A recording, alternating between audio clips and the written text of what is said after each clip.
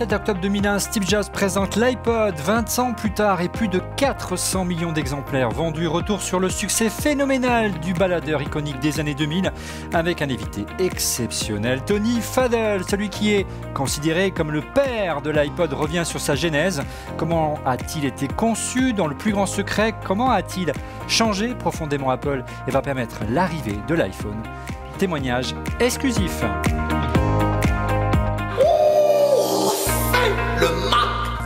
Bonjour à toutes et à tous, vous regardez On refait le Mac, alias ORLM, très heureux de vous retrouver pour notre débat tech hebdomadaire. Bienvenue dans notre nouveau studio ici au cœur de Paris, rue La Boétie, au village by Sia qui nous accueille. Je vous le disais en préambule, nous recevons un invité rare dans les médias, Tony Fadell. Bonjour Tony. Hi Olivier. C'est un vrai plaisir de vous recevoir. Qui de mieux que vous, hein, Tony, pour nous parler de l'iPod, pour cette émission spéciale, car vous êtes l'un des papas du baladeur d'Apple. Merci d'avoir accepté votre invitation. Alors, vous avez un CV à rallonge. Hein. Vous avez été de 2001 à 2008, Tony, le vice-président d'Apple en charge de la division iPod. Vous m'arrêtez si je dis des bêtises. Vous avez supervisé tout le développement du matériel, des logiciels et des accessoires. C'est bien cela, Tony? J'ai rien oublié. Et puis, par la suite, vous avez rejoint... vous avez créé votre propre société, Nest, vous avez rejoint Google, mais c'est une autre histoire. En tout cas, vous êtes certainement la personne la mieux placée pour nous parler du petit baladeur d'Apple. Alors, pas de chroniqueur cette semaine en plateau exceptionnellement. Ils vont intervenir en vous posant des questions, vous allez voir Tony, qu'on a enregistré en vidéo directement, et vous serez amené à y répondre. Alors, Tony, on fait un retour en arrière, 20 ans déjà en arrière, et on va s'intéresser à la genèse de l'iPod au sein d'Apple.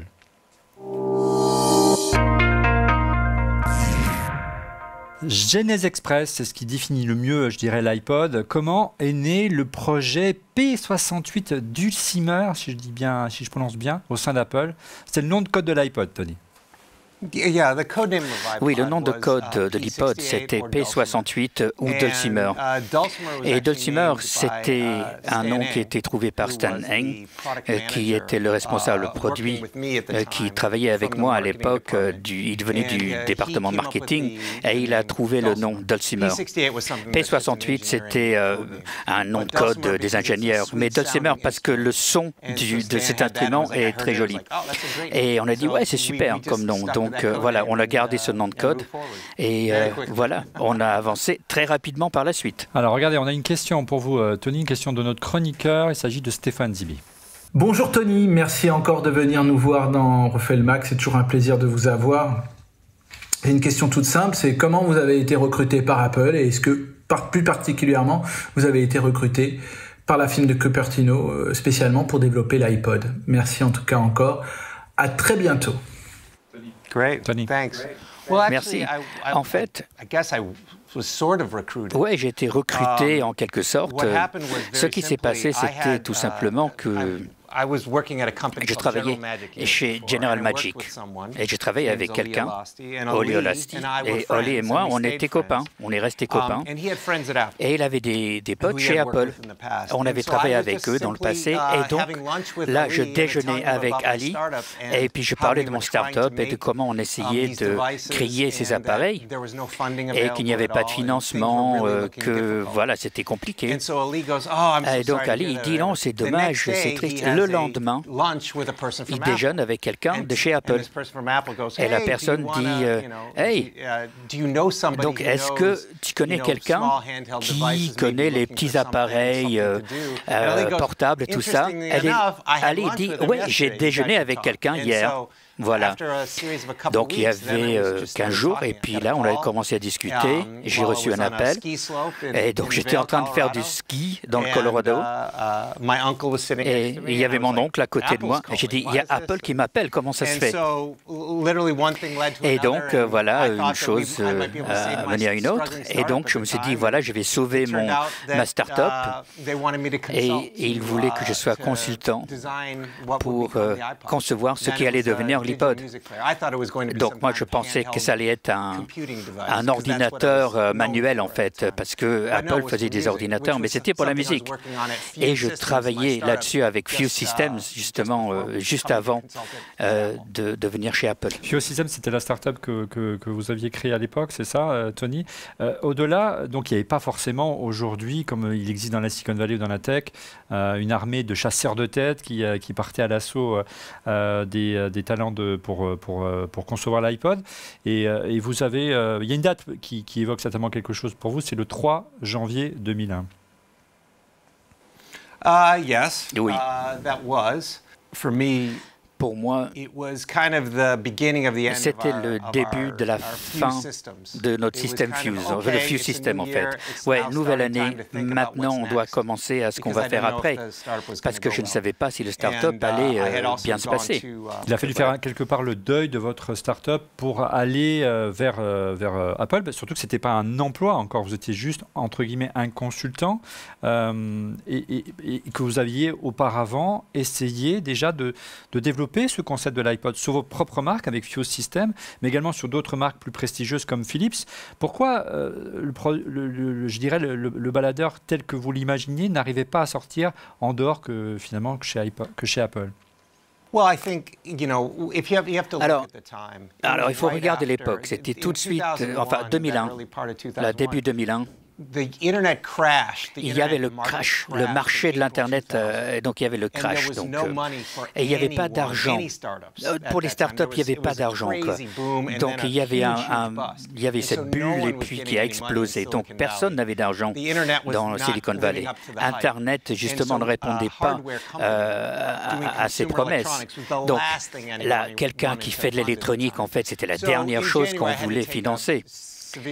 Donc là, il fallait vraiment réfléchir à ce qu'on allait faire chez Fuse Systems, ce qu'on allait faire après. Et donc quand j'ai eu l'appel d'Apple, en fait, il dit oui, je vais faire le consultant, je vais faire de l'argent pour aider l'équipe, quoi. Ou peut-être on va se faire acheter par Apple, on ne sait pas, mais... Donc c'était une époque intéressante justement sur l'avenir en fait. Je ne savais pas si ça allait passer par la start-up, mais je ne savais pas que ça allait être Apple. Parce qu'Apple à l'époque, ce n'était pas l'Apple d'aujourd'hui. Il y a 20 ans, Apple c'était une autre société qui avait du mal. Steve venait de revenir. Là, ils avaient 250 millions de dollars de dettes. Il y avait 500 millions de dollars à la banque. Et là, justement, pour être au point zéro, ils avaient beaucoup de mal, quoi. Donc 2% de part de marché aux États-Unis. Dans le monde, c'était moins. Donc Apple, c'était tout à fait différent. C'est presque un risque que vous preniez en signant pour Apple?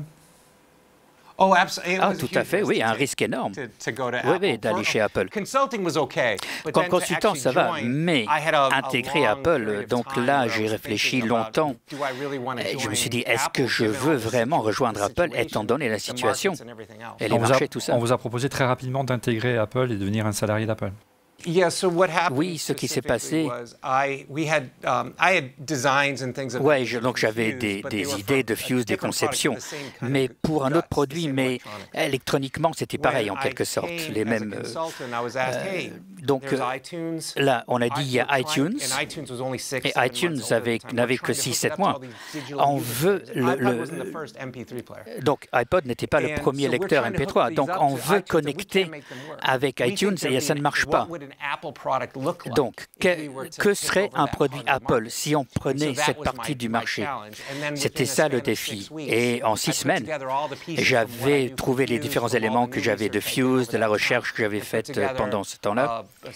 Et j'avais créé un modèle en polystyrène, quoi. Donc, il y avait l'architecture, il y avait tous les dessins, et j'ai présenté ça à Steve fin mars 2001.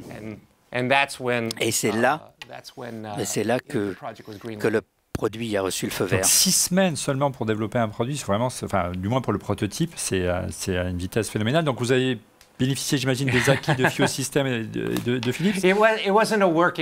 Non, ce n'était pas un prototype qui fonctionnait. Hein. C'était les différents éléments pour comprendre l'architecture, les coûts, comment le tout s'imbriquait, comment ça pouvait fonctionner ensemble. Donc, mettre tout pour dire, voilà, et j'ai toute cette palette et on peut construire quelque chose. Alors, est-ce que je savais que ça allait marcher 100%? Pas du tout.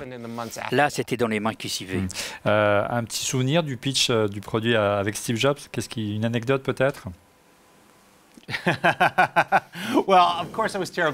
Bien sûr, j'étais très inquiet, très nerveux, parce que là, chez General Magic, en fait, je connaissais des histoires de Steve. Je l'avais rencontré informellement 2-3 fois, mais il y avait des histoires sur Steve qui circulaient.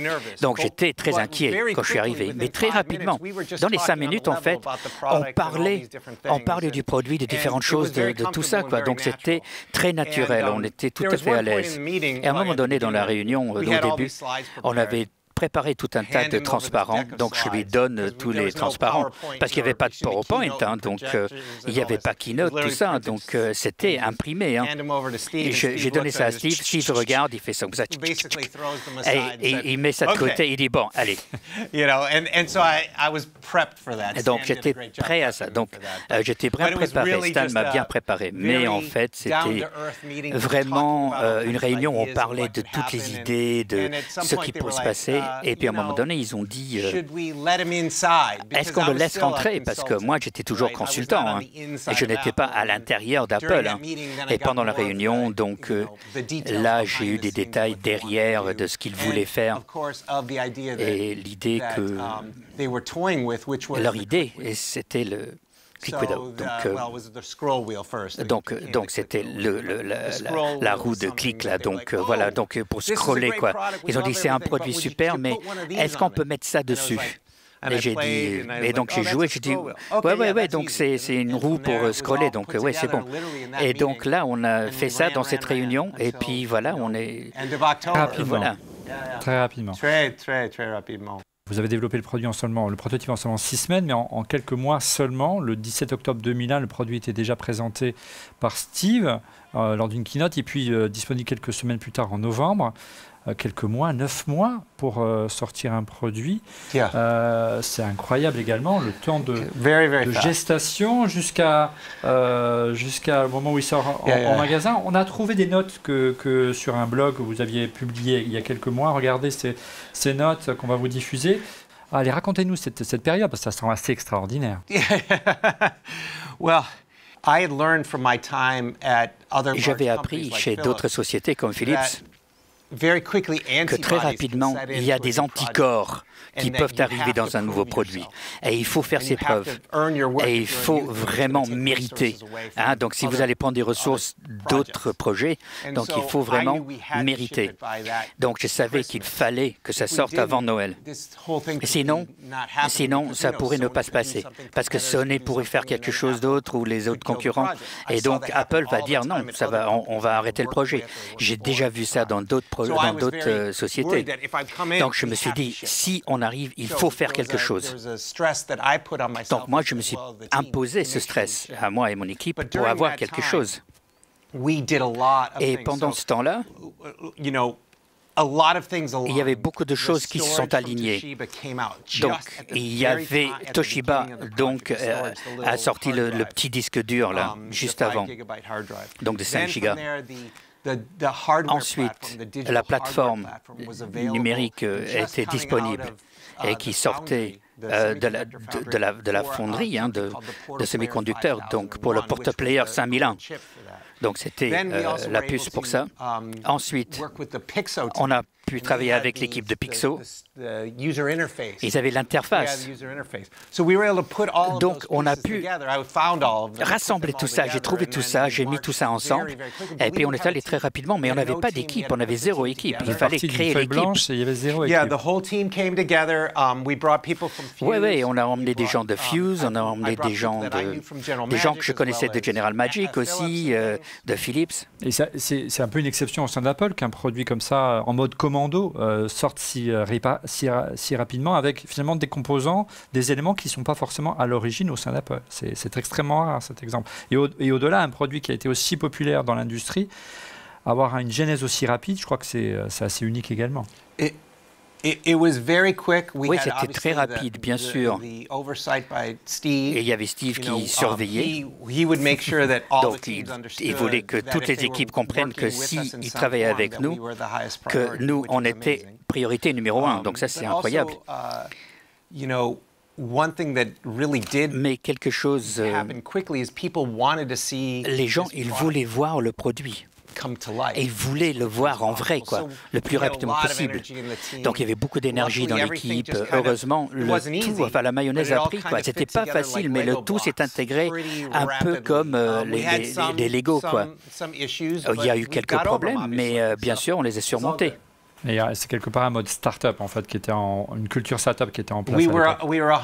On était 100% start-up. On était tellement start-up que beaucoup d'outils qu'on avait chez Apple pour des laptops, en fait, n'étaient pas assez avancés pour ce qu'il nous fallait. Pour les mini-résisteurs, tout ça, les petits composants, les systèmes de test, d'essai, tout ça, on l'a créé à partir de zéro, où il fallait de nouveaux logiciels pour nous aider à créer un produit beaucoup plus petit que tout autre produit Apple. Et par la suite, les projets auxquels vous avez collaboré, un majeur, c'est bien sûr l'arrivée de l'iPhone quelques années plus tard.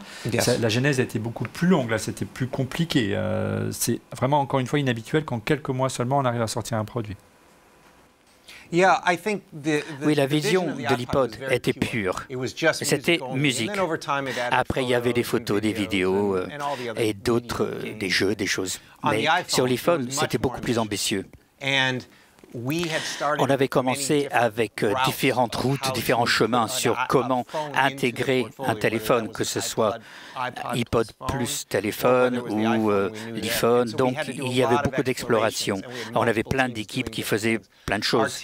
Notre équipe, bien sûr, nous, on a fait l'iPhone et tout le logiciel, donc l'écran, tout ça, tactile. Donc, nous, on a fait ça. Et puis, il y avait une autre équipe avec le système d'exploitation, les apps et tout ça. Quelque part, vous avez fait le baladeur dont vous rêviez quelque part. Plus, il n'y avait pas d'études de marché, c'est assez inhabituel. J'imagine que chez Philips, par exemple, c'était d'abord l'étude des focus group qui a prédominé. Là, c'était vraiment... Non, nous, on a pu... Non, nous, on veut faire de la musique, point. Comment on peut faire de la musique numérique qui vient d'iTunes? Comment on peut faire quelque chose de facile? Donc, écoutez de la musique sur l'iPod. Si on veut le gérer, si on veut faire des choses complexes, on fait ça à l'ordinateur. L'iPod, c'est purement pour écouter, rien d'autre. Pure. Et un baladeur Pure, blanc, est né, qui va devenir vraiment l'un des objets iconiques du début des années 2000. Quelle est la recette magique de l'iPod? On en parle après ce jingle. Alors l'iPod, Tony, c'est avant tout un disque dur, vous en parliez un instant, dans la poche. C'est une particularité forte de l'iPod. C'était un disque dur de 5 gigas, apte à accueillir jusqu'à 1000 chansons dans la poche. C'était l'argument de vente à l'époque où finalement la concurrence se limitait à quelques morceaux seulement. Oui, il y avait, chez les concurrents, il y avait deux types. Il y avait, quand il y avait Flash, quand c'était tout petit, pas comme aujourd'hui, et il y avait peut-être 15, 20 chansons. Et puis, il y avait des disques durs, mais là, c'était des disques durs, donc en 5 pouces et demi, tout ça. Donc là, on pouvait avoir des milliers de chansons. Donc, on avait un CD de musique, donc si vous vous rappelez des CD, et vous avez le disque dur. Mais il n'y avait rien qu'on pouvait mettre dans sa poche. Donc l'autre c'était trop grand et l'autre il n'y avait rien dessus. Et les deux, ils n'avaient pas d'interface utilisateur qui était facile à accéder pour trouver la chanson, pour télécharger et puis les batteries aussi. Donc ce qu'on a fait, c'était de concevoir quelque chose qui était entre les deux. On peut le mettre dans sa poche avec beaucoup de chansons, pas tout. Facile à charger, batterie qui était bien, on pouvait faire toute la journée. Donc même une semaine. Et c'était jumelé avec le meilleur logiciel, c'était iTunes, pour gérer, pour mettre la musique, pour enlever la musique, etc. Donc c'était ça. Bien sûr, l'interface était incroyable pour que ce soit émotif, quoi. Mais c'était pas pour autant, Tony, le premier, vous en parliez tout à l'heure, baladeur du marché et baladeur équipé d'un disque dur. En France, en l'an 2000, une start-up, son nom, Arcos, lance Jukebox équipé d'un disque dur un an avant l'iPod. On a une question à ce sujet d'un de nos tweetos sur Twitter. Il s'agit de Lénaïque Petit-Pierre. Bonjour à Refait le Mac et à Tony Fadell. Est-ce qu'Apple s'est inspiré d'Arcos pour créer l'iPod, Tony? L'iPod n'était pas inspiré par Arcos, non. J'avais toute une gamme de tous les concurrents. Hein. Mais en fin de compte, Arcos, et c'est ce que j'ai décrit, c'était trop grand pour mettre dans la poche. Il y avait beaucoup de chansons, mais en batterie, c'était pas bon et l'interface, c'était pas terrible. Donc, désolé Arcos, mais voilà. Donc, il y avait d'autres lecteurs avec des disques durs, mais nous, on a créé le meilleur. Et au-delà, Tony, le disque dur de l'iPod, vous soulignez tout à l'heure la marque Toshiba, était vraiment révolutionnaire à l'époque. C'est vraiment ça qui a aussi fait la différence.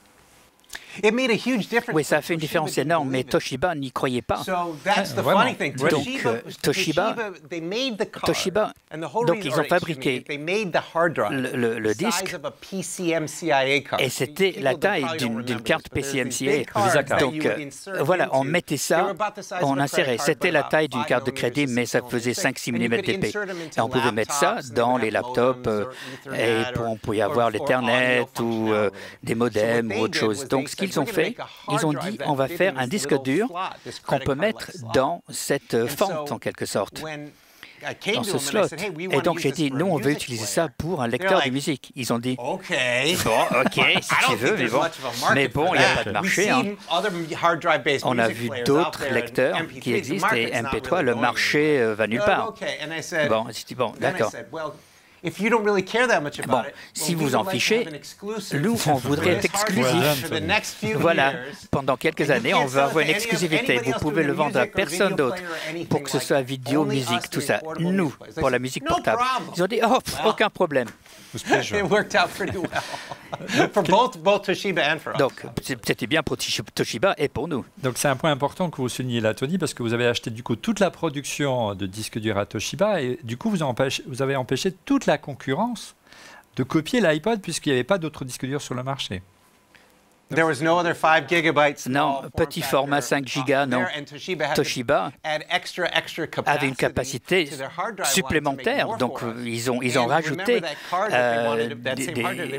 la fabrication parce qu'ils voulaient continuer. Et puis ce qu'ils voulaient mettre dans les portables, en fait, ça n'a jamais marché. Donc c'était intéressant pour tout le monde.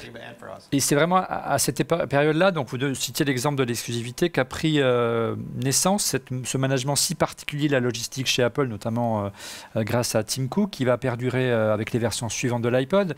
Vous disiez, vous aviez l'exclusivité du Toshiba, après vous avez l'exclusivité de la mémoire avec Samsung pour les générations suivantes d'iPod, et puis est arrivé les écrans multipoints. Cette stratégie, elle est vraiment née avec l'iPod chez Apple de dire, on va lancer un produit révolutionnaire et on va assécher le marché en ayant l'exclusivité des composants. Je ne sais pas si c'est... Oui, c'est tout à fait. On voulait stratégiquement, si on voulait investir, si on voulait créer un nouveau marché, parce que là, on créait un nouveau marché. On voulait comprendre les bons principes, justement. Il fallait faire des investissements très importants et faire en sorte que nous et nos clients, que nous puissions avoir ce que l'on veut. Quoi. Parce que pendant des années, pendant 2 ans et demi, 3 ans, on ne pouvait pas rattraper la demande de l'iPod. Donc, il en fallait plus et plus. Donc, il y avait le Nano, le Mini et les autres, les dérivés. Et donc, c'était très intéressant comme époque. Donc, l'écran tactile, hein, comme vous avez dit, pour l'iPhone. Donc, c'était toujours une stratégie business avec le connecteur 30 pins. Là. Donc, je me souviens de l'avoir imprimé. Donc, il fallait avoir, donc on avait les accessoires autorisés, donc maintenant c'est Lightning et tout ça, mais c'est le même programme. Donc même la HomeKit aujourd'hui, ça en fait partie. Ça a commencé avec l'iPod. Et tout est parti d'une idée, pas une obsession, je dirais une certitude dans votre esprit, Tony, c'était de dire qu'un baladeur, il devait héberger un disque dur à l'époque. Non, il n'y avait pas d'autre choix. Le seul choix, c'était un disque dur. Si on veut avoir 1000 chansons dans sa poche, Flash, c'était beaucoup trop petit à l'époque. Flash a pu, maintenant, on a pu faire l'iPod Nano. Vous vous rappelez peut-être pas, mais l'iPod Nano, c'était tout petit par rapport à l'iPod classique ou le 5 Go. Parce que c'était 2 Go ou quelque chose comme ça, ou 4 Go à l'origine. Donc, pour l'iPod Nano. Donc voilà, c'était un compromis. Mais la petite taille, la batterie, la durée de vie de la batterie, tout ça, et puis c'était très solide, c'était très robuste. Donc si ça tombait par terre, donc voilà, c'était important. Donc tout au long, on a pris plein de décisions, le stockage, la batterie, tout ça. Et c'est amusant de voir que l'inventeur de cette techno, Toshiba, n'ait pas perçu le potentiel de sa techno. Et on invente finalement un périphérique d'un ordinateur et on n'imagine pas les usages qui peuvent aller au-delà, c'est assez étonnant. L'autre point fort, Tony, de l'iPod face à la concurrence, c'était sa grande simplicité, bien sûr, mythique du baladeur, sa simplicité d'usage. Quelle était la recette de cette simplicité? On va égrener ensemble les ingrédients. Alors Tony, simple comme l'iPod bien sûr, on le disait à l'instant, la simplicité d'usage était vraiment le point fort de l'iPod. Il a fallu concevoir un système d'exploitation, on l'a un peu survolé tout à l'heure mais on y revient peut-être plus en détail, une interface graphique sur mesure pour l'iPod. That's correct. So, alors, ce qu'on a fait, c'est que on est allé chez Pixo pour prendre une licence. Pixo, c'est Paul Mercer qui a lancé ça. Et il avait travaillé chez Apple il y a très très longtemps. Donc moi, je l'ai connu de General Magic. Donc voilà, c'était un club en fait. Donc on avait une licence pour le logiciel. Et il y avait des gens qui ont créé le logiciel. Et ils nous ont aidés à créer l'interface qu'on voulait. Et donc comme ça, on a pu le lancer pour le mois de novembre. Donc c'était un effort d'équipe, donc beaucoup d'équipes, de Portal Player, de Pixo, d'Apple, en dehors d'Apple. Donc il y avait plein d'équipes pour faire ça en temps record, parce qu'on n'avait pas toutes les ressources chez Apple à l'époque. Alors cette interface a créé un petit peu le débat à l'époque, parce que l'un des pionniers des baladeurs MP3, il s'agissait de Creative, va par la suite poursuivre Apple pour violation de brevet. On a une question à ce sujet de Damien Douani, notre chroniqueur. Bonjour Tony, bonjour à toutes et à tous. En 2006, Apple est obligé de payer 100 millions de dollars suite à une action en justice à Creative pour pouvoir utiliser l'interface graphique de leur lecteur multimédia et MP3 Zen. Et pourtant, c'est Apple qui va faire un hit mondial avec l'iPod et pas Creative. Et donc, pourtant, Creative avait eu l'idée à l'origine.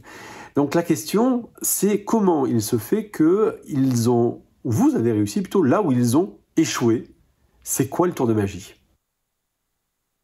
Okay, so the creative lawsuit. Alors, le procès créatif, c'était pas l'interface utilisateur en fait. Leur brevet, c'était comment transférer les données, les métadonnées sur la chanson. Donc, on pouvait les représenter de différentes manières. Donc, voilà. Ce que nous, on a fait, parce que je faisais partie de tout ça, du procès, et Chip Loden, qui est un avocat incroyable, on avait travaillé ensemble pour voir ce qu'on allait faire par rapport à Creative. Et donc, Chip est allé voir d'autres avocats, etc. Ils ont dit, la meilleure chose à faire, c'est de régler. On peut aller au tribunal, ça peut être long, et ils pourraient gagner des royalties ou quelque chose sur les ventes d'iPod, ou on peut régler, on peut payer, et puis voilà. Donc, on a réglé parce que Steve ne voulait pas avoir toute une bataille devant les tribunaux. Donc, on a trouvé un chiffre Et Steve, il dit, bon, ça marchera? Il dit, ouais, ça va marcher. Il dit, non, on va mettre 100 millions, comme ça, on sait que ça va marcher. Là, je ne veux plus avoir affaire avec cette histoire. Donc, ce n'était pas une question de gagner, c'était vraiment de les étouffer, tout simplement, et dire que nous, voilà, tous les ans, on continue. L'équipe, en fait, on avait 18 générations de l'iPod. Chaque Noël, en fait, il y avait 1, 2, 3 iPods, plus les accessoires qui sortaient. Donc, chaque Noël, pendant 7 ans, je crois, 6-7 ans. Donc, vraiment, ce progrès inéluctable, en fait, ça a fait que la concurrence était loin derrière nous. Donc, quand on est en tête, là, ça change rapidement. Donc, en fait, il faut vraiment aller très rapidement. Et puis, l'iPod, c'est pour ça qu'on est avant les autres. Donc, c'est de s'améliorer en permanence et de faire en sorte que la concurrence soit loin derrière. Et ils ne peuvent jamais vous devancer. Comme ça, comment dire? Là, en fait, ils dépriment. Ils disent, on ne va jamais les rattraper. Et donc, ils renoncent. Oui, la psychologie. Ça s'est reproduit également pour l'iPhone quelques années plus tard. Et quelque part, j'ai lu que cette mésaventure avec Creative a eu un impact très important sur Steve Jobs et sa volonté qu'il a eue par la suite de tout breveter. C'est vrai? Steve a eu l'idée de tout breveter avec Windows. Donc, là, il a eu cette idée de Mac par rapport à Windows. Et donc, parce que lui, il se rappelle qu'il avait montré le système d'exploitation à Bill Gates, et puis ils ont fait Word et Windows et tout ça. Donc, voilà. C'était quelque chose qu'on faisait, en fait. Et on faisait ça sur l'iPod, on avait plein de brevets, et Steve, en fait, a dit, voilà, on a un nouveau système d'exploitation pour l'iPhone. Et il a décidé vraiment d'aller à fond là-dessus. Et autre poursuite judiciaire à l'époque, on va clôturer le chapitre des poursuites, je vous rassure Tony, et on n'était pas courant, nous, journalistes et observateurs du marché, c'est celle des Beatles, enfin la maison 10 des Beatles qui s'appelait Apple, comme la maison mère de Apple Computer, puisqu'il y avait eu un gentleman agreement, ou je dirais une décision de justice qui disait qu'Apple, vous pouvez exploiter le nom Apple pour les ordinateurs parce que vous êtes dans le domaine de l'informatique, mais vous ne devez pas toucher la musique. Voilà. Vous en aviez conscience de ça en travaillant chez Apple, que vous n'aviez pas le droit de travailler sur la musique? Oui, tout à fait. Mais là encore, il a travaillé sur la musique et produire ses propres chansons, les artistes, avoir une maison de disques et par rapport à reproduire ça. Donc là encore, là c'est un accord. Voilà, donc on l'avait, Steve a dit, bon, parce qu'il adorait les Beatles.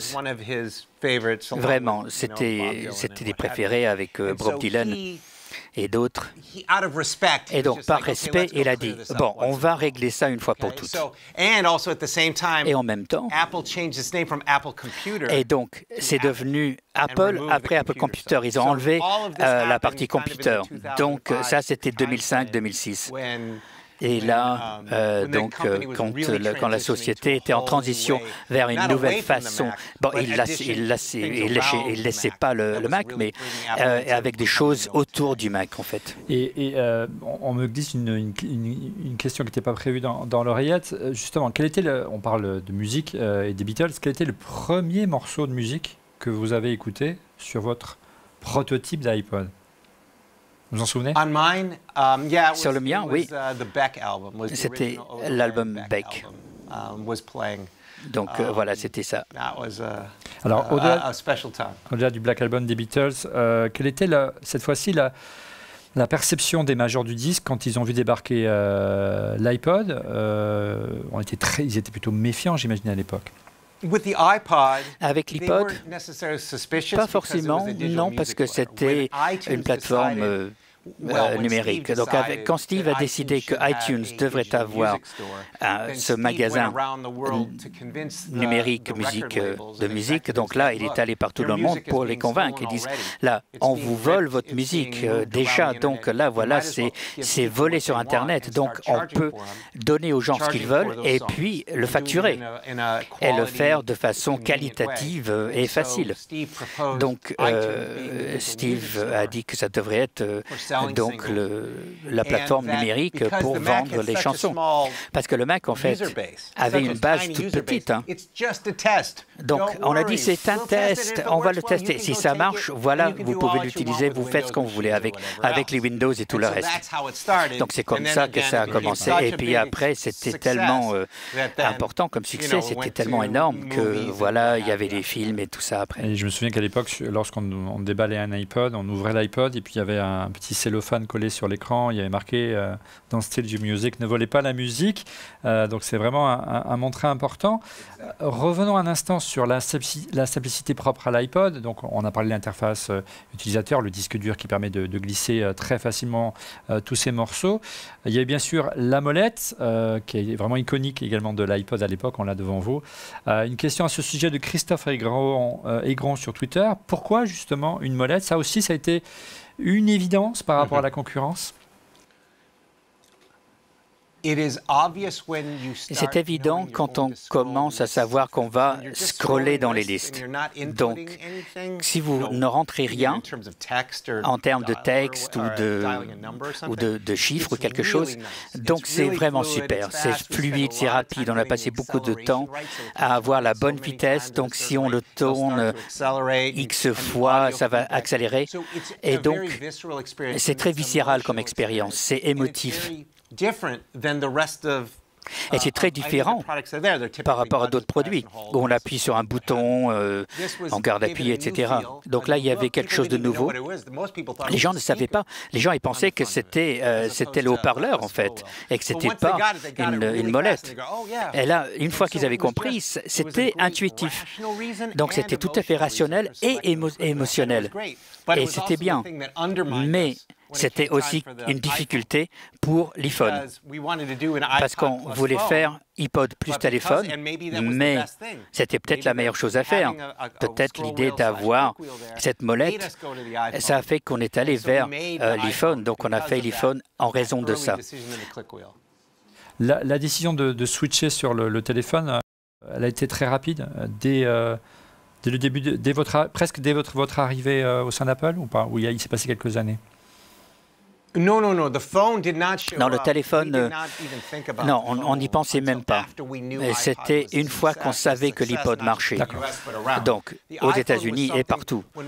Donc, l'iPhone, quand on a commencé à avoir un bon succès, il y avait Nokia et d'autres sociétés de téléphones qui sont plus ou moins parties, ils voulaient avoir la fonction MP3 et ils voulaient capter la magie de l'iPod parce qu'ils voulaient avoir ce marché aussi.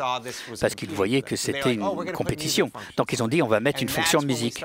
Et c'est là qu'on a commencé à voir que c'était un risque existentiel pour l'iPod. De dire, attends, qu'est-ce qu'on va faire? Parce que les gens, ils veulent avoir un seul appareil. Lequel est le plus important? Lecteur de musique ou un téléphone?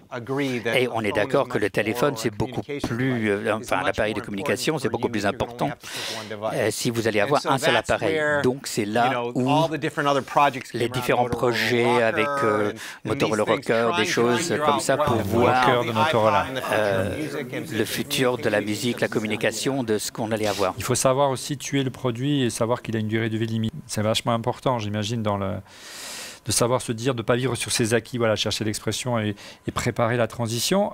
Tony, regardez cette photo. On vous voit à côté de Steve Jobs dans le laboratoire secret d'Apple à Cupertino. C'est un peu le saint des saints.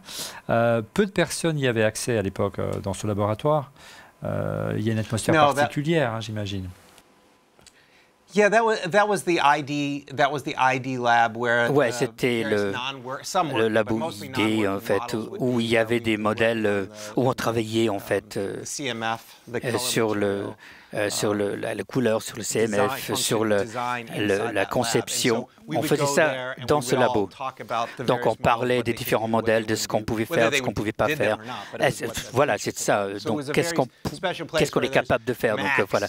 Donc, il y avait des Macs, il y avait des accessoires, il y avait des iPods, il y avait...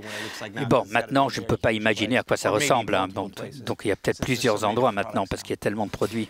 Et au-delà du côté secret de la place, quel était le niveau d'implication? Vous disiez tout à l'heure que Steve Jobs surveillait l'équipe. Quel était son niveau d'implication? Qu'est-ce qu'il y avait de lui dans l'iPod concrètement?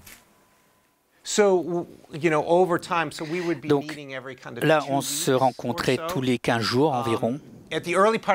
Au début du projet, il n'y touchait pas en fait, il n'était pas. Donc au début, il était impliqué et puis à la fin. Et puis après, donc c'était tous les 15 jours. Quand on commençait à voir les ventes et tout ça, c'était tous les 15 jours. Là, on avait une réunion importante et j'emmenais une partie de mon équipe. Il y avait marketing, il y avait des gens, il y avait des commerciaux. Donc, et on présentait ce qui se passait ou d'autres équipes présentaient. Donc on présentait la génération à venir, etc., ce qui allait venir. Mais à la fin, donc, quand on voyait le premier iPod, donc on était là pendant 3-4 heures. Là, on a dit, donc c'était juste quelques heures avant, quoi. Donc c'était pour les paramètres, on met dans quel ordre, donc qu'est-ce qu'on met comme caractéristique. Donc on était ensemble autour d'un tableau blanc, quoi, d'un tableau blanc. Donc il y avait Jeff, il y avait moi, il y avait Stan, il y avait Steve. Donc on était là, donc on effaçait, on disait non, il faut mettre ça, non. Donc littéralement, on concevait donc vraiment les derniers détails de l'interface utilisateur, peut-être 15 jours avant de l'envoyer. Vous avez en mémoire une ou deux anecdotes concernant Steve où justement il a mis le point sur quelque chose de vraiment important et qui était très juste, qui a fait que l'iPod a été un succès? Je ne sais pas si c'est une question de succès ou pas, mais il y avait... Donc est-ce qu'on doit avoir un bouton? Est-ce qu'on a quelque chose pour l'allumer? Un bouton? Qu'est-ce qu'on a? Et donc, on a beaucoup parlé de ça parce qu'il faut avoir ça, il faut avoir quelque chose, et puis il faut décider. Bon, bien sûr, on n'a pas eu, et puis ça a bien marché. Mais il y avait cette époque. Donc, l'iPhone, est-ce qu'il faut avoir un clavier matériel ou logiciel, quoi? Donc, pendant 3-4 semaines, parce qu'on n'avait pas beaucoup de temps, est-ce qu'on allait avoir un bouton on-off? Donc, on avait des prototypes, on a fait marcher tout, mais bon. C'est un bel exemple. Il y a souvent une histoire qu'on trouve beaucoup sur Internet, dont l'auteur est Amit Chaudhary, qui est un ancien employé d'Apple, qui raconte que lorsqu'il a eu le premier, peut-être pas le premier exemplaire final, mais l'un des prototypes en main, il n'était pas convaincu par la compacité du produit, il le trouvait un peu gros, il voulait que vous le fassiez plus petit, et pour prouver qu'il était trop gros, il l'aurait jeté dans un aquarium, il y aurait eu des bulles qui seraient sorties, et donc forcément, regardez, il y a encore de la place, il y a des bulles. C'est un faux ou un tox? This is not true. Non, c'est pas vrai du tout. Okay. Pas vrai. On est là pour ça. Pas vrai. No, seriously, that was actually an old story from Sony. Non, c'était une histoire de Sony. So that was the Sony Walkman story. Donc c'était le Walkman de Sony. Okay. C'est incroyable comme les choses se transforment sur Internet. Right. Well, because people think of parce que les gens, en fait, ils pensent à la génération du Walkman, en fait, hein, parce que le Walkman, donc l'iPod a révolutionné. Mais le Walkman, ils disent qu'il y a trop de place dans le Walkman, et c'est là où ils ont montré ça. Donc ça n'a jamais eu lieu pour l'iPod. On avait si peu de temps, donc il y avait beaucoup d'air dedans. Hein. Et on ne savait pas parce qu'on ne savait pas donc, quand ça... Donc rappelez-vous, en fait c'est un disque dur, et les gens ils mettent dans la poche, et puis ça tombe comme les téléphones aujourd'hui, hein, comme l'iPhone, et on casse l'écran. On ne savait pas, on ne connaissait pas la résistance en fait de disque dur. Donc on avait de l'air, on avait des tampons, on avait des machins. Parce que tout le monde va l'adorer, mais si en 3-4 semaines ça ne marche plus, hein, là c'est un problème. C'est vrai on parlait tout à l'heure dans la conception de 9 mois qui est assez exceptionnelle. D'habitude dans l'industrie, il y a une période de test qui est extrêmement longue. Là ça a été vraiment à tambour, voilà, j'ai été très vite. Très court. No, we had to take our best guesses and hope. Il fallait vraiment deviner et espérer.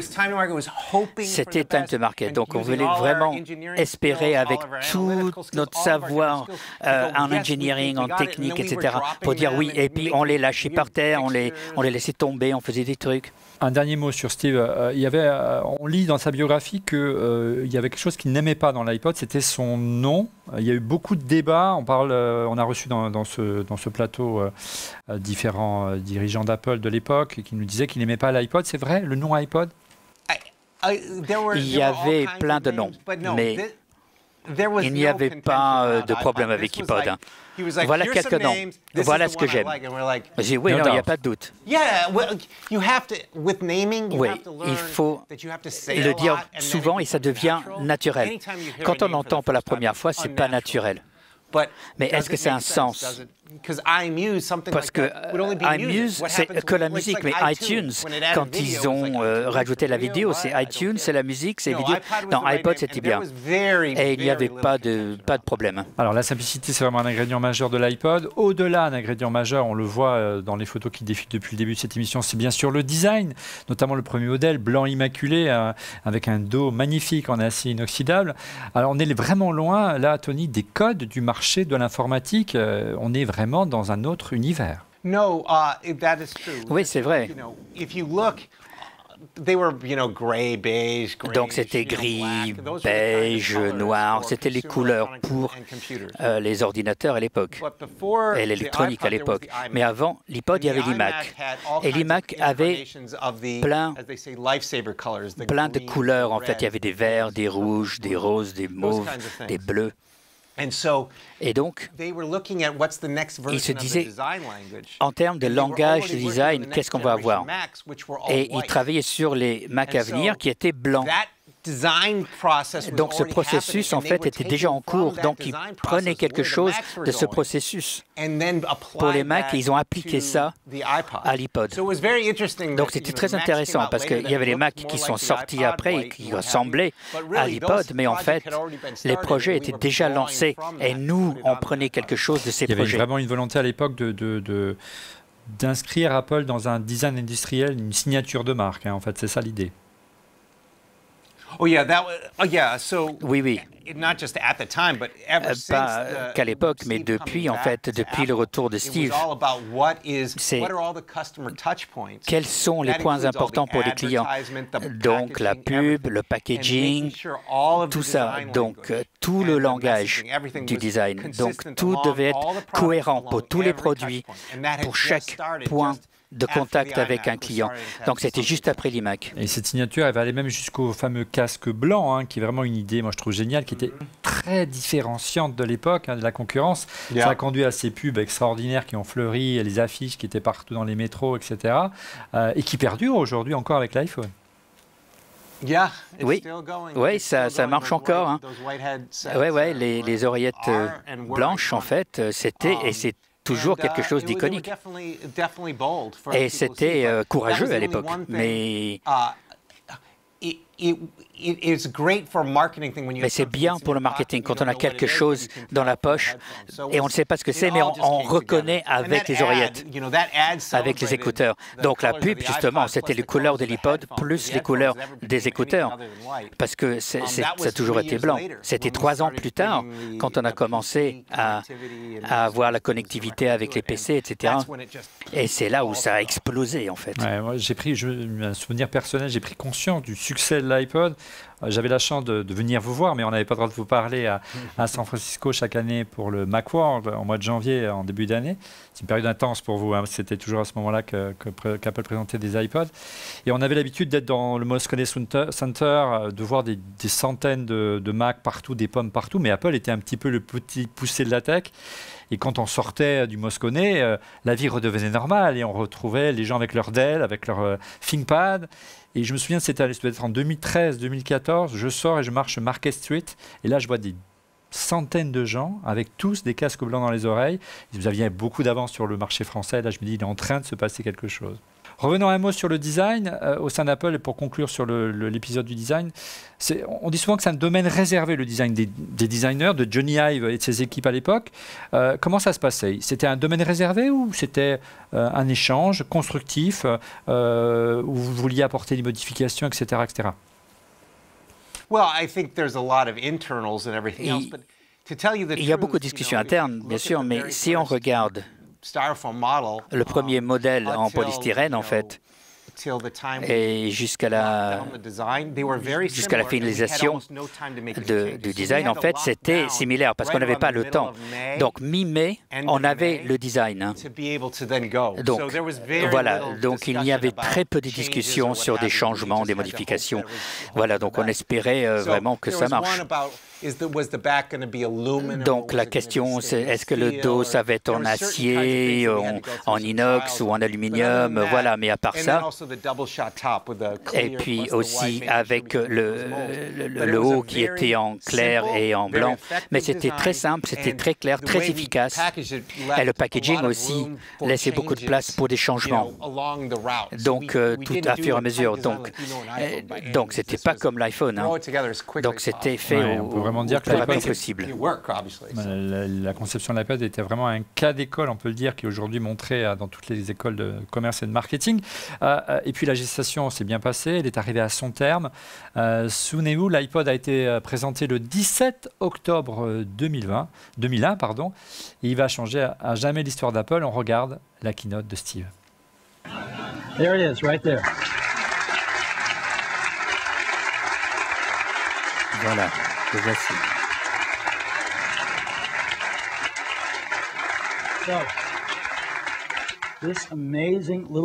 Ce petit appareil contient 1000 chansons. Un souvenir particulier de cette keynote, de cette préparation, de cette présentation? Je ne vais jamais l'oublier. J'y étais, j'étais dans la salle avec des gens de l'équipe parce que c'était pas une pièce énorme. J'avais préparé cette journée, oui. C'était là, on était vraiment sans parole parce que là, on n'avait pas fini. Donc avec la production, donc le logiciel n'était pas finalisé, il y avait quelques jours et donc même après ça, on continue à travailler. Donc ça, c'était un moment dans le temps, mais c'était une journée magique. Voir un produit que voilà, j'y avais pensé depuis très longtemps. C'était Apple, Steve le présentait, et c'était incroyable pour moi. Moi, ça faisait quoi, 10 ans, 11 ans que j'étais à Silicon Valley. Et il y avait échec sur échec sur échec, donc des produits qui étaient bien, mais personne ne l'achetait, donc il n'y avait pas de financement. Faire des produits, l'iPhone 15 ans trop tôt, tout ça. Mais tout ça a culminé dans cette journée, et c'était incroyable. Voir son produit, son bébé présenté par Steve Jobs, c'est un bel accomplissement, je veux bien le croire, Tony. Et puis l'iPod est sorti, il va rencontrer un immense succès, mais pas de suite. Alors, on a connu une décennie de folie iPod au début des années 2000, mais avant de devenir un hit planétaire, Tony, le succès du premier iPod n'a pas été foudroyant, il faut bien le reconnaître. Il a reçu vraiment un accueil très favorable de la presse, des utilisateurs de Mac, des fans de musique. Bref, un succès qu'on appelle en France un succès critique, mais il n'est pas devenu un best-seller de suite. Pourquoi? C'est vrai, c'était pas un best-seller, c'était un succès critique, clairement, mais ce que j'ai appris, c'est qu'il faut 3 générations pour que quelque chose s'installe dans le marché, pour que ça devienne vraiment un business, quoi. Donc pour l'iPod, c'était un succès critique et en vente aussi dans la communauté Mac, mais pas pour les gens en dehors, parce que l'iPod ne fonctionnait qu'avec le Mac. Donc, première, deuxième génération ne fonctionnait qu'avec le Mac. Et il y avait des gens qui essayaient de faire des hacks pour que ça marche sur Windows, etc. Ça a un petit peu marché, mais bon, pas terrible. Donc, les 2 premières générations, c'était connexion Mac uniquement. Et donc,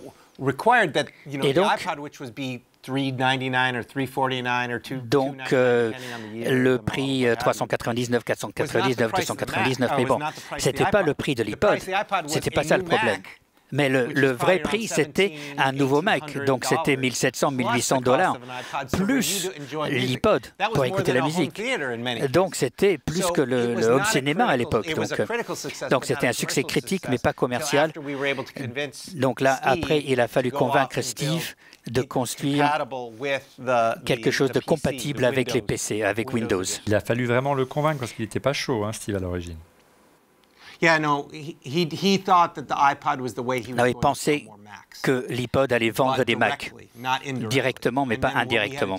Mais ce qu'il fallait faire, c'est que si les gens pouvaient essayer un produit Apple sur une autre plateforme, ils aiment tellement que là, c'est moins cher. Là, ils vont up-buy pour acheter un Mac. Donc là, Steve n'était pas à l'aise tout de suite, mais voilà. Mais c'est ça qui a fait que l'iPod a eu une part de marché de 80-85%. Et les chiffres vous ont donné raison. Vraiment, la période charnière, c'est lorsqu'on a vu disparaître le FireWire qui était sur la première version de l'iPod, qui était présent sur les PC, mais c'était très Mac hein, comme standard, qui a été remplacé par l'USB 2. Et au-delà, en 2002, on a vu l'arrivée du dock connector. Là, votre idée, Tony, c'était véritablement d'aller au-delà de le rendre compatible avec le PC grâce à l'USB, mais c'est de créer un vrai écosystème. Et l'incroyable écosystème qui est sorti derrière, où si on n'avait pas un dock iPod dans un speaker ou dans une chaîne de stéréo, on ne pouvait plus la vendre. Hein. Oui, tout à fait. On voulait être sûr. On voulait avoir une façon rapide de charger, de faire de la musique sur un stéréo ou synchroniser la musique très rapidement parce qu'on n'avait pas le Wi-Fi à l'époque. Donc les gens ne se rappellent pas. Il n'y avait pas de Wi-Fi à l'époque. Hein. Quasiment zéro Wi-Fi quand l'iPod est sorti. Donc il fallait télécharger la musique rapidement, donc sans avoir plein de câbles. Donc le dock, c'était pour ça. Donc là, il y avait des chaises, des tables, des haut-parleurs, des télés, donc des réveils, tout avait ça. C'était incroyable.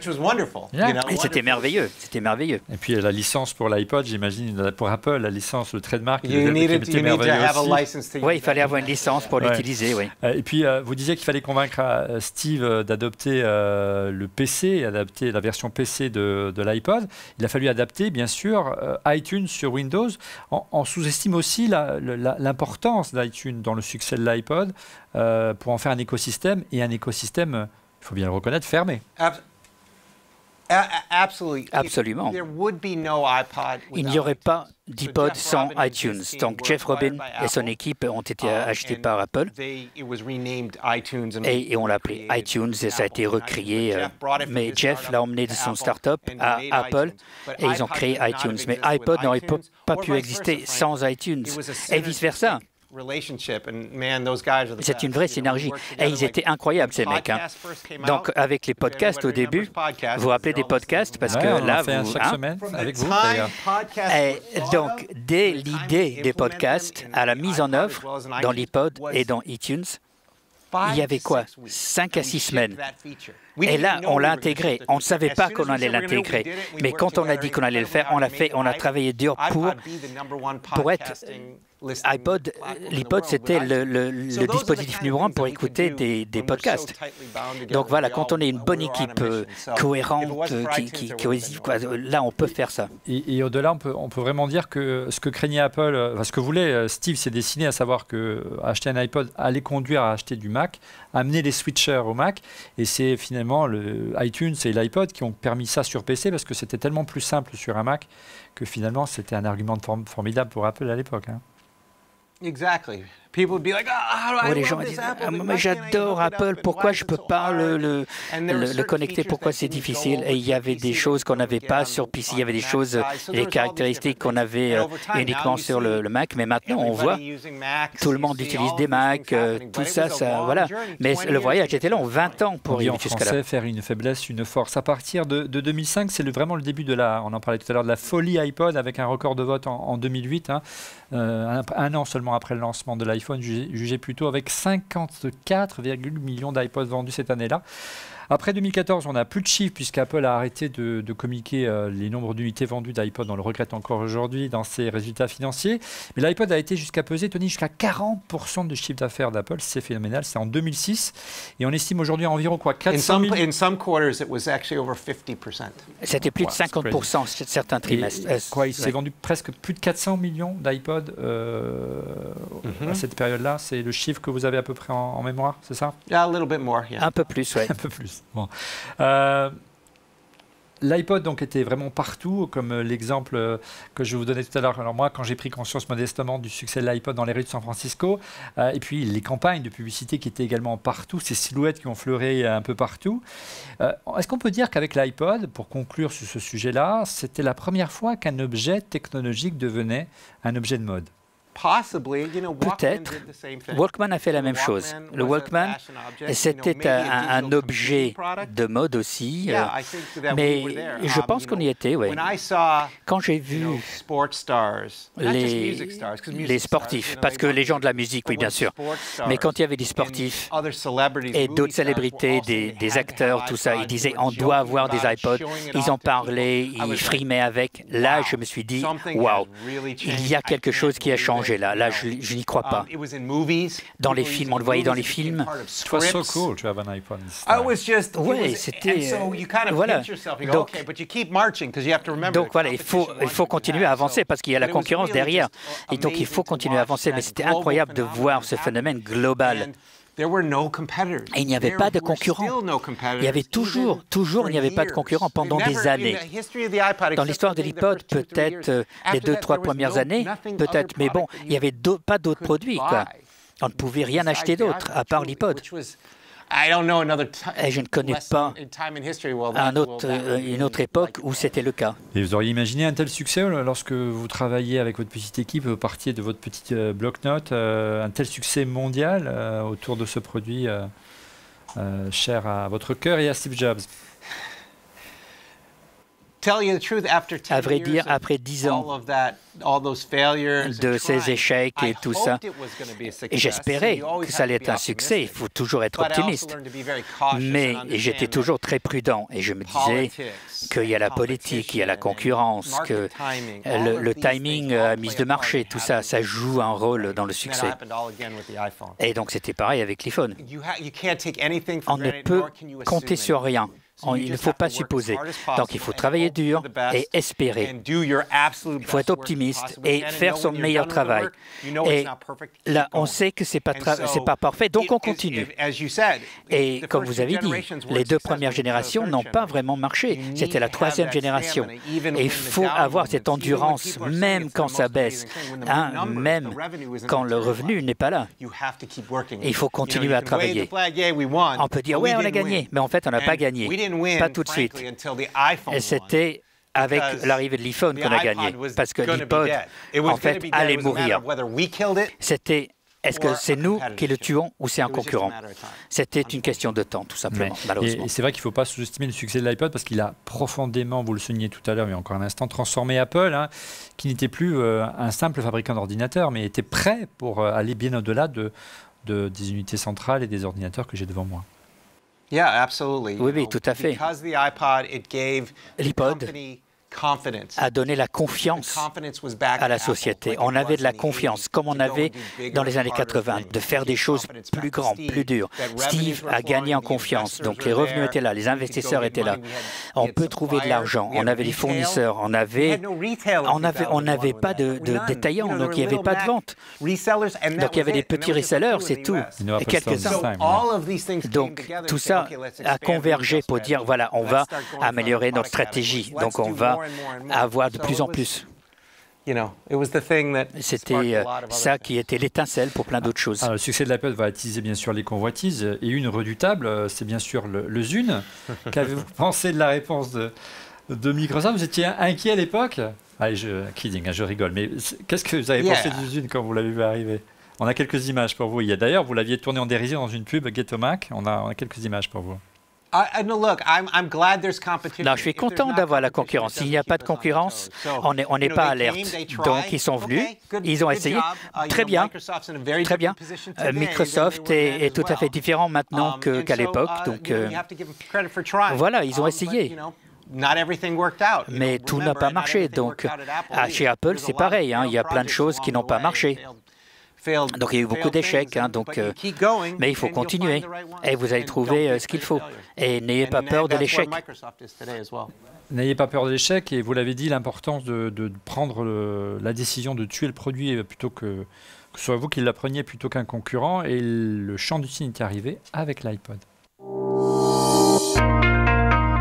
Donc vous le disiez tout à l'heure, Tony, vous saviez que l'iPod était condamné, au-delà du fait qu'il était condamné par l'usage du smartphone, qui intégrait un lecteur MP3. Est-ce que vous aviez perçu l'émergence du streaming également? Oui, tout à fait. Donc, pour le streaming, on regardait les lecteurs, les flashs, les disques durs, de l'optique. Donc, il y a plein de moyens de stocker. Et on a dit, attends, il y a aussi, si on n'a pas de stockage sur l'appareil, il y a des réseaux qui arrivent. Donc, il y avait 2G, 2,5. Il n'y avait pas 3G encore. Donc on a dit il y aura donc un jukebox céleste en fait. Donc il y aurait toute la musique dans le ciel quelque part. Et là, on n'a pas besoin de stockage sur l'iPod. Et c'est à ce moment-là, c'est là que l'iPod ou un autre appareil en fait va accéder tout simplement. Donc on l'avait projeté déjà. Mais c'est la marche de la technologie, en fait. C'est peut-être pas aujourd'hui, c'est peut-être pas là, mais ça va arriver tôt ou tard. Donc, on peut voir l'arrivée sur l'axe du temps, en fait. Donc là, on va avoir un problème d'ici là, quoi. Donc, on avait des discussions en interne tout le temps avec l'équipe, parce qu'on savait que c'était pour la musique. Et si on pouvait, si nous on a fait l'iPod contre le Walkman, donc il y aurait quelque chose qui allait nous prendre nous. De manière générale, dans la tech, aucune place n'est acquise. On pourrait résumer ça comme ça. Regardez, une question pour vous d'un tweetos du compte Aurélien.tv, alias Aurélien qui s'appelle Officier Ludique. Pensez-vous que l'iPod va continuer à être mis à jour et que cet appareil a définitivement fait son temps et a été complètement absorbé par l'iPhone? Et sinon, des petites anecdotes sur la conception de l'iPhone, on en a déjà eu plein ce soir. Est-ce que vous pensez que l'iPod, il existe encore, il y a encore l'iPod Touch aujourd'hui dans le catalogue d'Apple, mais est-ce que vous pensez qu'il a encore un avenir? Je pense que l'iPod Touch,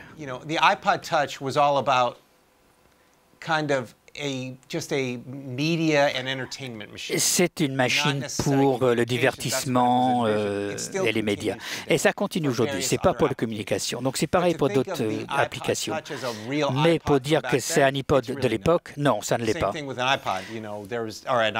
Même chose avec l'iPhone, en fait. Ce n'est pas un iPod. C'est beaucoup plus. Et la musique, ça fait de la musique alors qu'on fait autre chose. Donc l'iPod, c'est pour la musique, avec les photos, la vidéo, mais c'était pour la musique.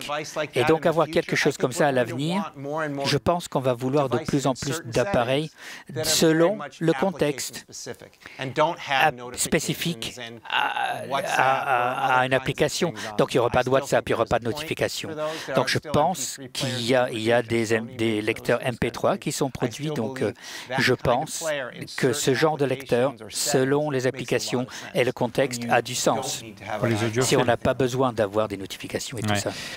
Notre tweetos nous demande quelques anecdotes. J'ai lu une anecdote, je ne sais pas si elle est vraie, vous allez me retoquer si ce n'est pas le cas. On parle en 2005 d'un iPod top secret, ça vous parle? C'est David Shire sur Tibis qui a publié cette info. Il parle du projet P68. Deux ingénieurs au département de l'énergie des États-Unis ont demandé à Apple de concevoir un iPod spécial. Qu'est-ce que c'était que cet iPod spécial, Tony? Ça vous rappelle quelque chose? Je sais exactement quel est le projet et je ne peux pas donner des détails. Il y a déjà quelques Stormtroopers qui ont débarqué. No, seriously. No, there was a top secret iPod project. Il y avait un projet top secret. Le gouvernement travaillait, voulait un accès particulier à certaines choses. À mon avis, c'est une question de sécurité nationale. À l'époque, dans les 10 mois, 9 mois de la conception de l'iPad, donc pour le premier, il y avait le 11 septembre, hein, donc avec voilà. Donc là, c'était un autre drame aussi pour l'équipe. Donc tout le monde utilisait des iPods et on les voyait partout, dans les aéroports, tout ça.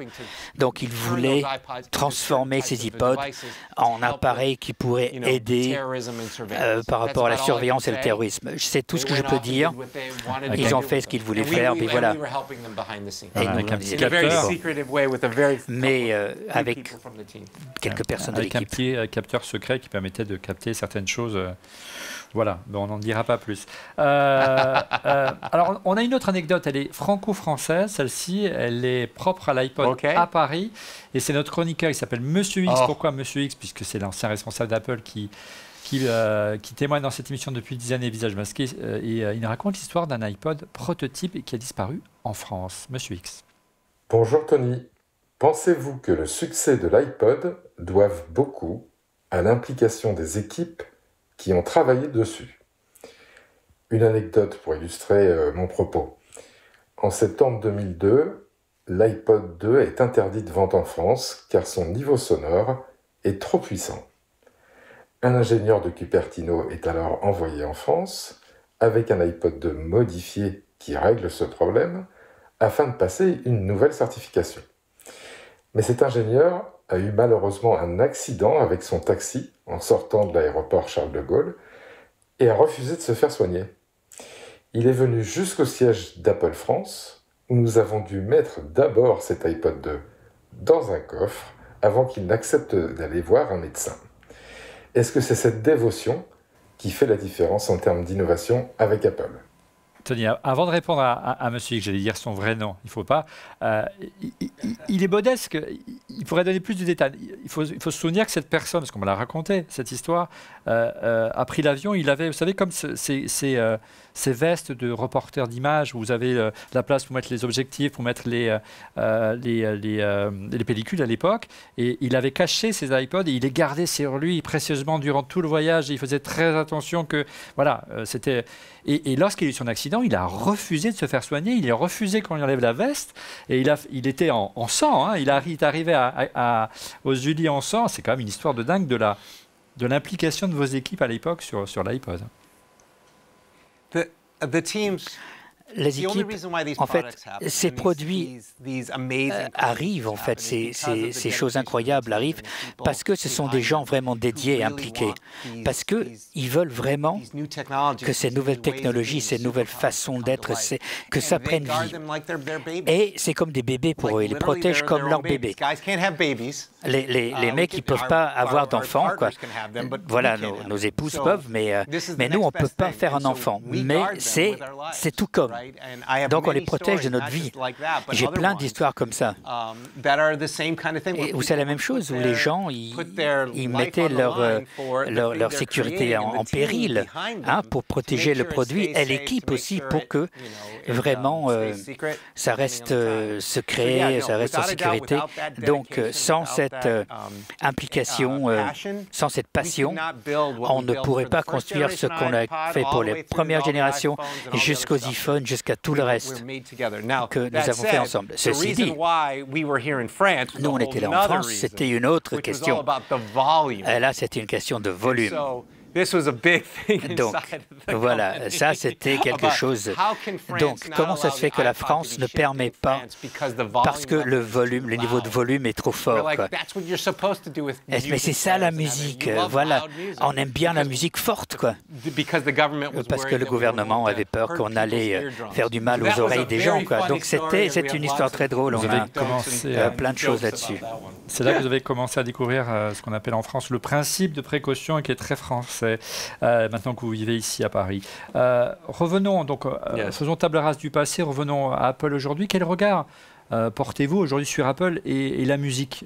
C'est devenu une tradition chez Apple de sortir des produits musicaux. Quel regard vous portez sur Apple? On sait qu'Apple a racheté Beats notamment, qui a permis l'émergence d'Apple Music. Est-ce que vous trouvez que ça a été une bonne idée, que c'est une bonne chose, le chemin qui a été tracé depuis? Je pense qu'Apple a beaucoup de marge, beaucoup de flexibilité pour essayer plein de choses. Donc c'est bien d'essayer plein de choses. Il y a des choses qui marchent, des choses qui ne marchent pas. Donc ils doivent continuer à innover et ils réussissent. Et dans d'autres, ils apprennent. Donc le chemin, c'est le chemin qui a été fixé avec l'iPhone et puis d'autres choses créées par l'équipe, que ce soit HomePod ou autre chose. Donc là, ils suivent leur trajectoire, les choses fonctionnent bien. Donc, on peut voir, on ne peut pas dire ça marche pas, ça marche pas, mais bon, en fin de compte, c'est la société la plus cotée au monde. Par rapport à il y a 20 ans, c'est incroyable, c'est aimé par tout le monde, son influence à travers le monde, c'est incroyable. C'est critique pour des gouvernements, hein, donc, c'est tout à fait différent de quand j'y étais, où on avait 3500, 4000 personnes, hein, quand moi j'ai commencé. Là, il y a 200 000 employés, quelque chose comme ça. Donc, c'est tout à fait différent. Même les bâtiments sont différents. Donc, voilà, ils vont prendre leurs décisions. Apple connaît donc un grand succès aujourd'hui dans la musique. On pense notamment au succès important des AirPods, hein, qui rappelle celui de l'iPod en son temps. Ils tentent aujourd'hui une percée sur le marché des enceintes avec le HomePod. C'est un marché que vous connaissez bien, celui des enceintes, puisque de votre temps, vous aviez lancé l'iPod hi-fi. Pourquoi ne pas avoir persévéré à l'époque sur les enceintes déjà? Alors, iPod Hi-Fi, il y avait beaucoup d'apprentissage. Donc, il fallait apprendre comment faire de l'audio de grande qualité. Il fallait apprendre comment créer l'outillage, en fait. Donc, c'était très cher. Donc, les coques en plastique. Il y avait beaucoup de nouvelles choses qu'on avait. Et d'une certaine manière, je pense qu'on est allé trop loin. Ça a coûté très cher. Le marché n'était pas prêt. Le marché n'était pas certain, n'était pas sûr. Le produit était bon, mais c'était un peu tard, ce n'était pas exactement ce qu'il fallait en termes de caractéristiques. Ça a coûté très cher. On faisait très peu de marge. Donc normalement, avec les accessoires, on faisait des bonnes marges, mais le marché n'était pas là, quoi. Donc c'était le produit. Un autre problème, c'est qu'on avait très peu de ressources à consacrer à la conception de ce genre de produits pour l'ingénierie et tout ça. Donc, qu'est-ce qu'on peut faire avec ces mêmes ressources? Donc, plutôt que de faire des choses en surface, en quelque sorte. Donc faire 80% plutôt que 100%. Hein, donc, on a dit, on va l'arrêter, on va faire des choses qu'on peut faire beaucoup mieux, avec un retour bien plus intéressant, et laisser ça de côté. Et c'est ça qui a mené à ce qu'on a aujourd'hui, ce qui coûte très cher. Donc les haut-parleurs de grande qualité. Mais c'était ça qui a lancé le marché. Mais nous, on s'est dit, bon, on se retire, parce qu'on n'avait pas assez de ressources. Alors, pour conclure ou presque sur Apple et le sujet d'Apple aujourd'hui, une question d'un tweetos sur Twitter de François SLN. Alors, regardez, bonjour Tony Fadel, pensez-vous qu'Apple, c'est une question récurrente de beaucoup d'utilisateurs de la marque, innove encore aujourd'hui? Oui, ils innovent aujourd'hui à plein de niveaux. Les gens ils pensent qu'il s'agit tout simplement d'un nouveau matériel. Hein? Il y a plein de logiciels, il y a plein de services. Il y a Apple TV+, il y a beaucoup d'innovations. C'est peut-être pas quelque chose de traditionnel pour les fans, quoi, mais il y a beaucoup d'innovations dans le recyclage de leurs produits, de comment on peut les échanger, etc. Donc il y a beaucoup d'innovations. Donc, ce n'est pas la même innovation qu'on a depuis 2000. Regardez donc iOS 15, donc desktop aussi. M1, je pense que là, c'est énorme. On a commencé ce projet quand moi j'y étais. Et c'était quand on a intégré ARM. On a acheté PASMI. Ma femme aussi on faisait tous les deux partie de ça, parce qu'il y avait une bifurcation. Steve, il voulait avoir des iPads, des iPhones à base d'Intel en 2007, 2008. Et moi, j'étais farouchement contre. Je dis non, on ne va pas aller chez Intel pour ces produits. Je dis non, je ne ferai rien avec Intel. Ils sont loin derrière, non. Donc, il y avait une scission. Et Steve et moi, en fait, on voit ça dans le livre de Walter Isaacson. Mais bon, on s'est retrouvés après. Intel a été rejeté. On a acheté PSMI et le M1 vient de ce trajectoire, en fait. Donc, on a commencé là pour avoir le meilleur matériel avec le meilleur logiciel et on n'a rien à voir avec les producteurs de puces, en fait, qui sont pas nous, quoi. Donc, là, on peut faire plein de choses avec ça maintenant sur tous les produits et ça va être énorme. On ne le voit pas aujourd'hui, mais c'est une innovation énorme. Et il faudra, quoi, 5-10 ans pour que, justement, ça vienne à maturité. Donc, oui, il y a innovation. La boucle est bouclée avec la puce M1. C'est intéressant ce que vous dites, notamment sur voilà, la genèse de cette puce qui aujourd'hui, Apple en récolte les fruits de cette ère où vous étiez chez Apple, avec notamment Steve Jobs. Parmi les pistes des futurs produits dont on parle beaucoup d'Apple, on parle beaucoup donc de lunettes de réalité augmentée. On a une question à ce sujet de notre chroniqueur à nouveau, de Damien Douani. Vous avez été appelé à la rescousse par Google pour faire un reboot de son projet Glaces. Aujourd'hui, on voit beaucoup de marques, Facebook, Microsoft, Snapchat, qui sortent leurs propres lunettes de réalité augmentée ou de réalité virtuelle. D'après vous, qu'est-ce que Apple doit faire avec ces lunettes qu'ils vont sortir, on espère, pour que ce soit un hit mondial, pour se différencier et pour faire finalement de ces lunettes un nouvel iPod? Easy question. Easy question. Well, let's be clear. Oui, en fait, nous, on a fait des lunettes en 2005-2006. Donc, on avait des lunettes VR pour regarder des films. Donc, pour regarder un écran, un film sur l'écran, en quelque sorte. Donc, les mêmes produits, les mêmes défis sont les problèmes que nous avons aujourd'hui. Donc, Apple, on est là pour les consommateurs, en fait. On n'est pas corporate comme Microsoft ou quelque chose comme ça. Donc, quand on est consommateur, il s'agit de l'expérience émotionnelle. Et donc, les lunettes AR doivent donner une expérience incroyable. Et ça vient de l'affichage. HoloLens, c'est très bien pour les industriels, pour les corporates, tout ça. Mais ce n'est pas assez pour les consommateurs. Et ça coûte très cher aussi. Apple doit avoir une technologie d'affichage remarquable. Sinon, ils ne doivent pas vendre quelque chose.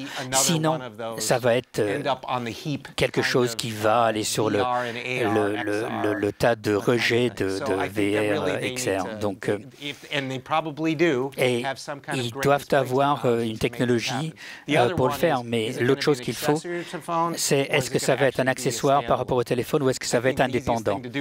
Et je crois que le plus simple, c'est d'avoir quelque chose en accessoire, mais comme la montre aussi, l'Apple Watch, c'est un accessoire. Donc là, l'Apple Watch va évoluer, les lunettes aussi, s'il y a la bonne technologie, là aussi ça peut arriver et ça va devenir indépendant aussi avec les bons logiciels, les bons services de cloud, etc. Mais ça reste à voir. Donc je ne sais pas et je sais ce qui est possible.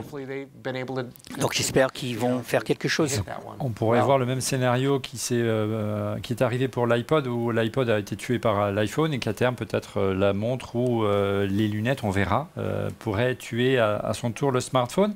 On parle du futur cette fois-ci, mais de votre, vous y croyez pas, de votre futur, Tony. Une dernière question de nos chroniqueurs, il s'agit de Laurent Prontanach.